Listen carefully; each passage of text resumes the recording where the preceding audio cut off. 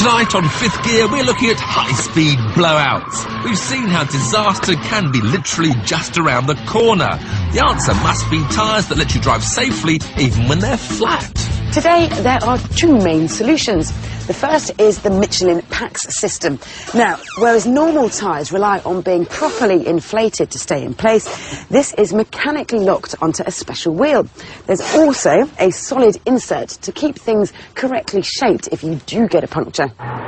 With a punctured normal tyre, this Renault Scenic follows a pretty frightening course.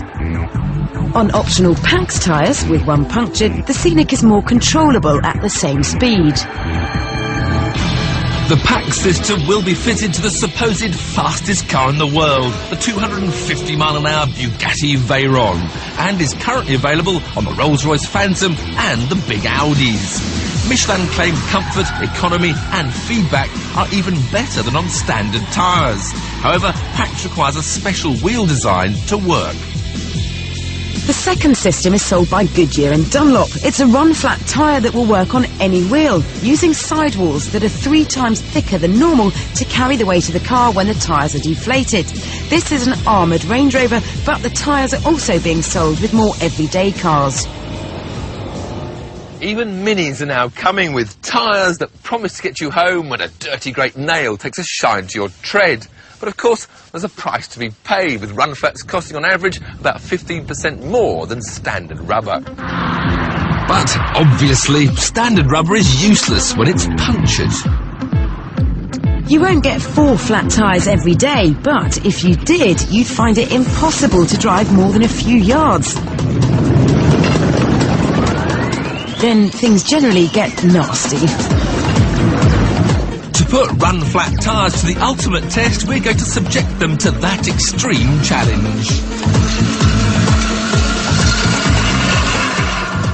So here's the test. Your very own Tiff Noodle, pictured here on my right, will be doing 2 laps on a set of run-flat tyres. For the first lap, they'll be properly inflated, but for the second lap, they'll be punctured.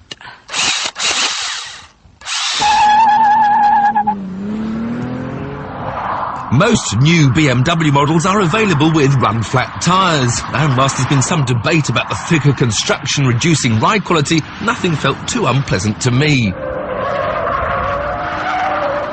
The lap time on 4 correctly inflated run-flats was 1 minute 30 seconds. Time for an unusual pit stop.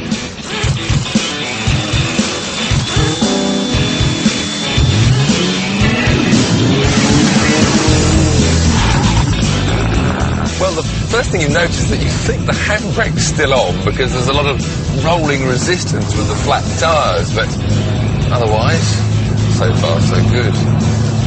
Ooh, it doesn't sound too happy underneath, but it's still grippy. The tyres are on the rims, everything third. Now we're going to change direction in the middle. Right.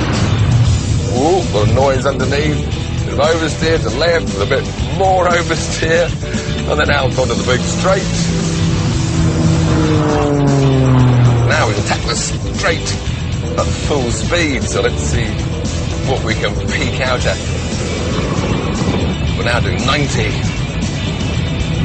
95. I hardly even know I've got punctured tyres. 100 miles an hour as we come to brake. We're going to brake hard and late. And the car responds. This is amazing. The more I drive, the more I can't believe it. It's very impressive. The fact the tyres stayed on their rims at all was amazing, and the lap time was only 15 seconds slower. Mind you, you're only supposed to use them for a maximum of 50 miles at 50 miles an hour. But there's no doubt that run-flat tyres work. Of course, there is a slight downside. Police stingers are designed to puncture getaway drivers' tyres and will be rendered useless by run-flats. But people are working on alternatives like the X-Net.